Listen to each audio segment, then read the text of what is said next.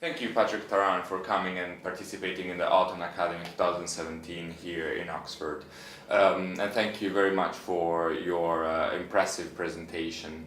What would you think were the key points that you wanted to raise and share with us yesterday? Well, I appreciate very much the stimulating opportunity to be here, and thank you for the invitation.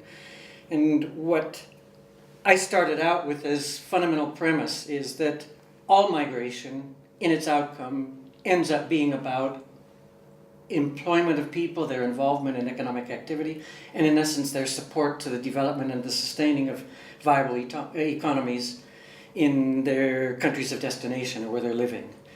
And historically it appears quite evident that while people talk about migrants in irregular situation or migrants being unwanted, the fact is they're not only wanted by the system, the economic system, our economies are fundamentally structurally dependent on migrants, all the more so in Europe with declining numbers in the native workforces.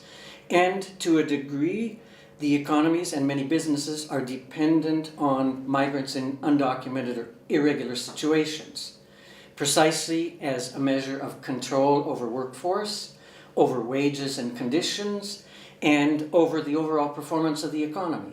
Never mind that without certain sectors and enterprises that can only be sustained on the basis of cheap labor provided by undocumented immigrants. There are certain economic sectors that wouldn't survive without that cheap labor, and that labor is kept cheap because people are left in undocumented situations where they cannot advocate for their rights, where labor inspection doesn't reach, and where they can't complain because they'll be expelled if they complain.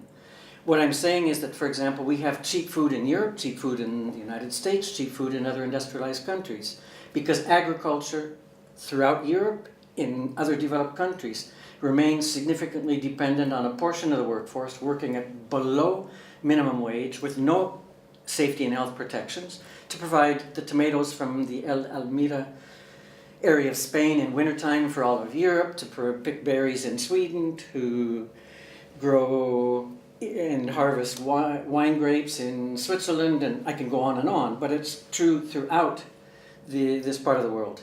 Construction, or a part of construction, and building buildings, houses that we need, is cheapened to a certain degree. But I have to underline there, however, that the evidence doesn't show that the presence and the employment of undocumented migrants drives wages down for the overall working population. What, however, does seem to be the case is it certainly impedes wages from going up, which in an overall macroeconomic situation does have a benefit for the overall economy. Thank you.